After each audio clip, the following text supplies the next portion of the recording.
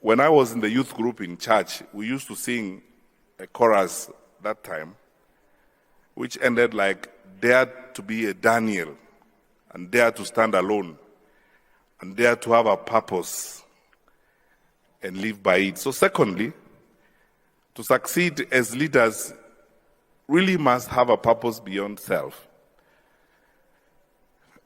We will not achieve anything as families, as communities, as a country, if we do not have in leadership the commitment to look beyond self.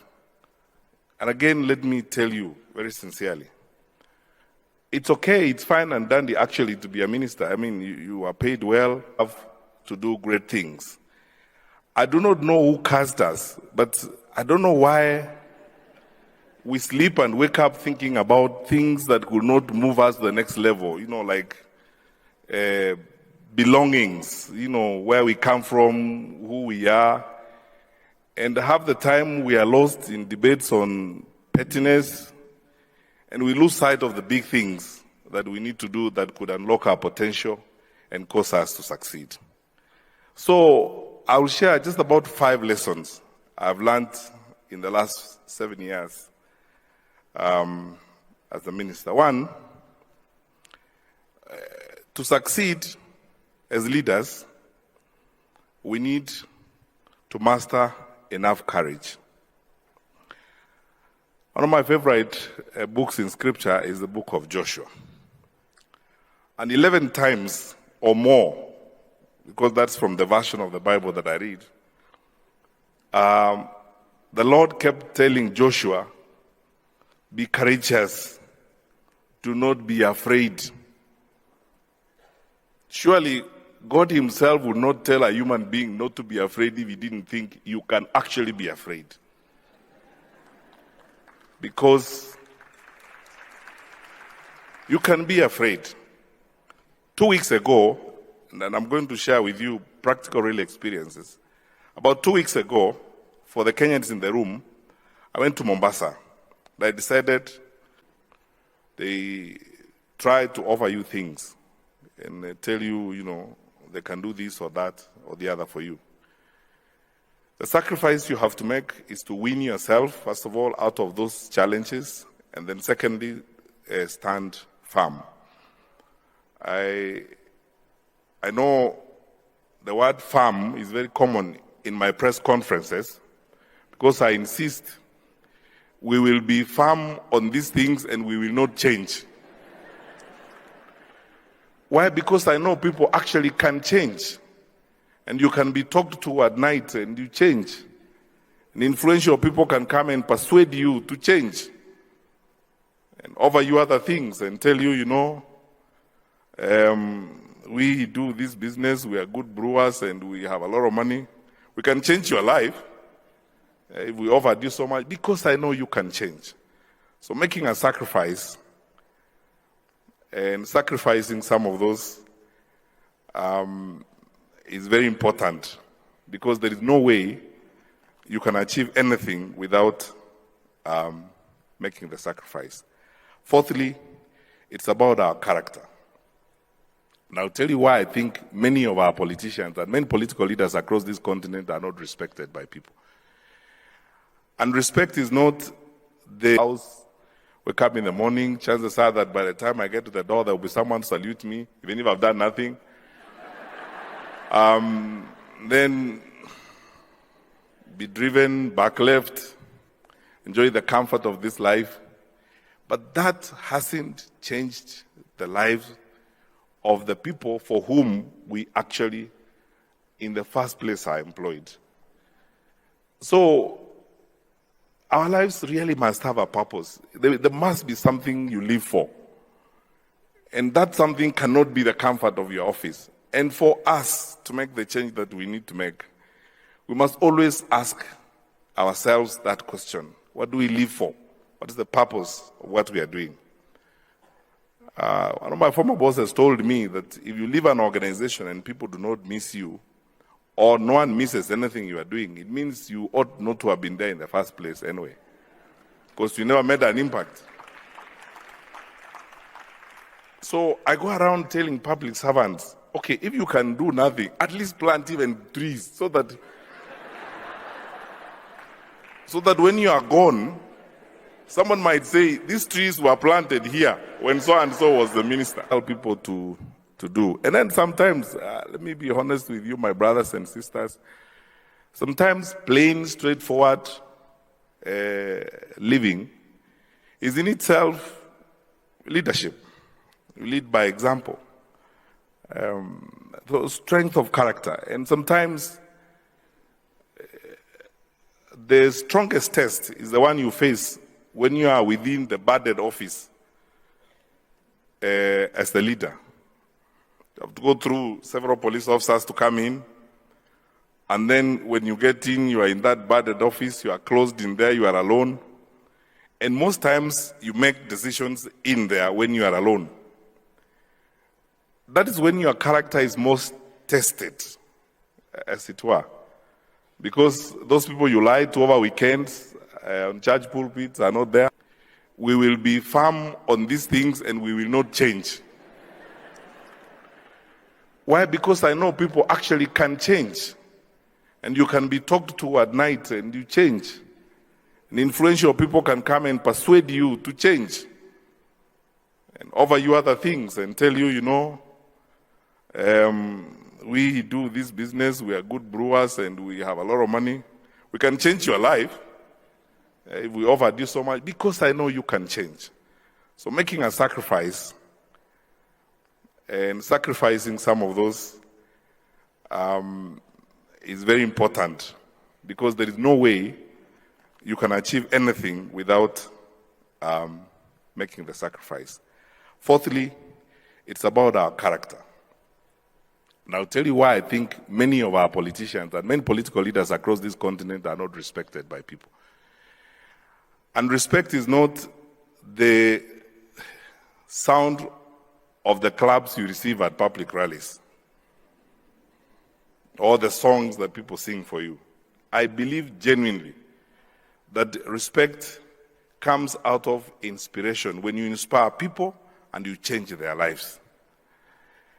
And there are very few people who are that respected, because in much of our public life, a lot of our leaders are two people walking around as one. There is you who stands up before people, and there is the real you when you are away from the public. Strength of character is very important. Carrying big Bibles and pontificating religious theory is not the way.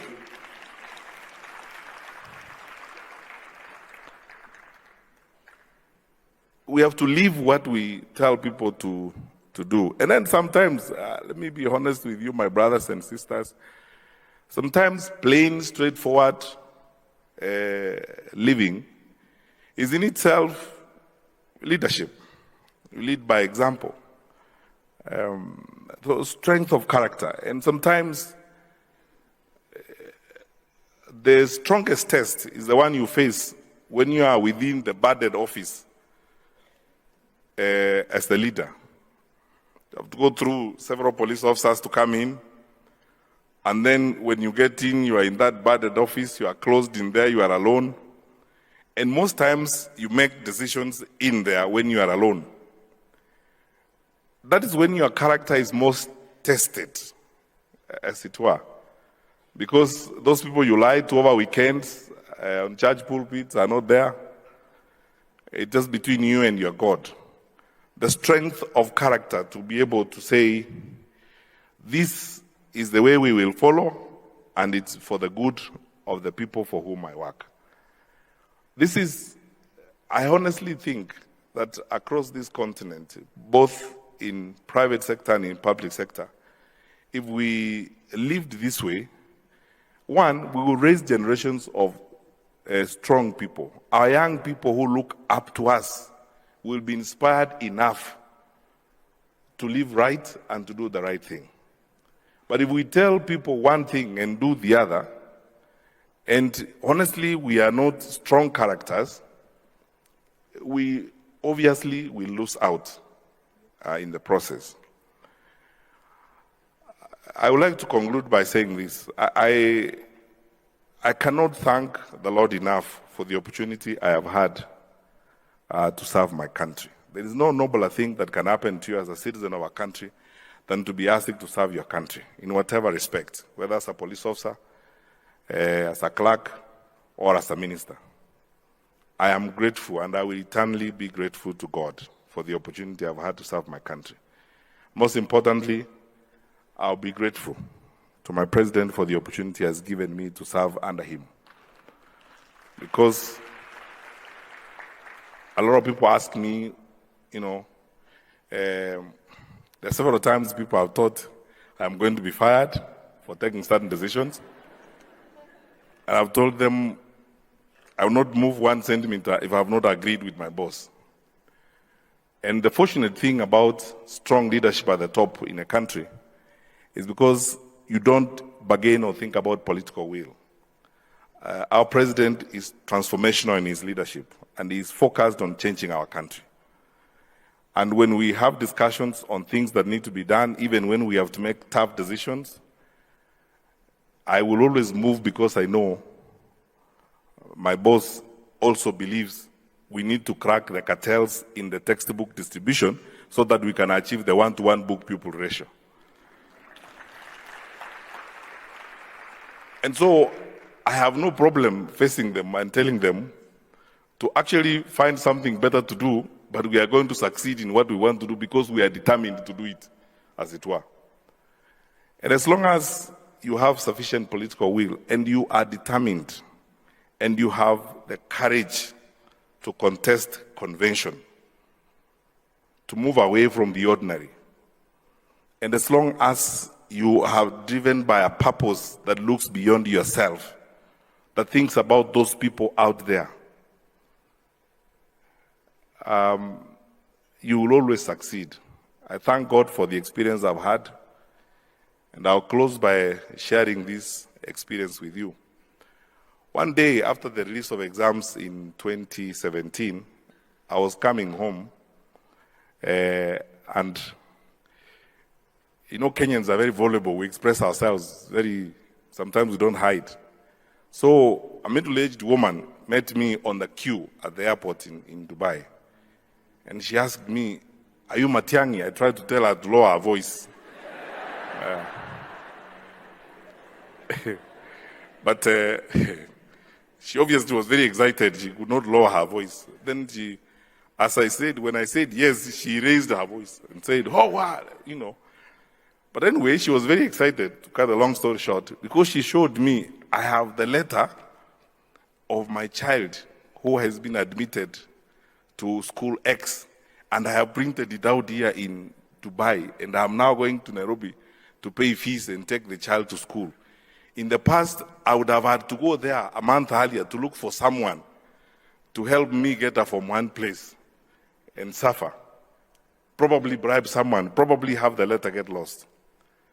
And when I told my colleagues at the Ministry of Education, why do we go through a laborious exercise of pulling everybody together and selecting children in a manual way so that we can provide an opportunity for rent seekers to look for bribes?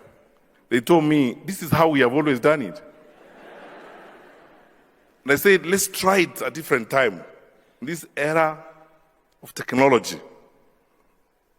And every parent will just basically get the index number of the child, and they will go into the system once we have selected them and print out their letter of admission and go to school. They don't have to talk to us here in Jogo House.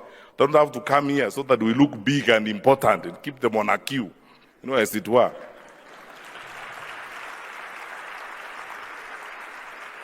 Because all they need is that simple thing. For many parents, they just need to get their letter and take their child to school. They don't need, and by them doing that, we will not have become small people anyway. We'll still be the people we are here. But those people will have received the services they need, as it were. The second reason why I thank the Lord is that through these 7 years, I have seen how making radical decisions can actually affect people's lives in a positive way. And it changes people's lives. And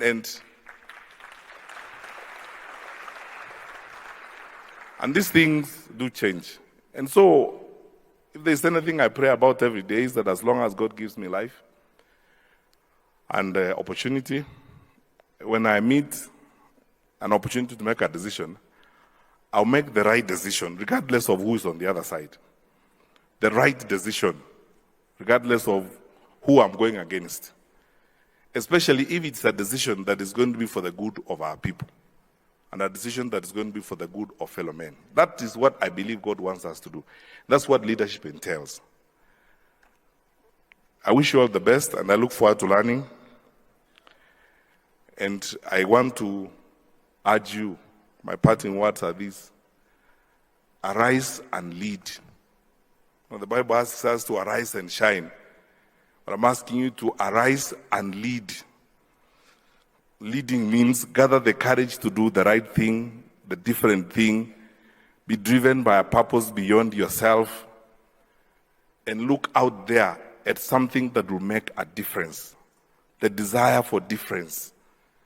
When you walk out of that place, let people see the difference. If you desire difference, that is what really will make a change and meaning. And that's why I'm asking all of us here to arise and lead as we move forward.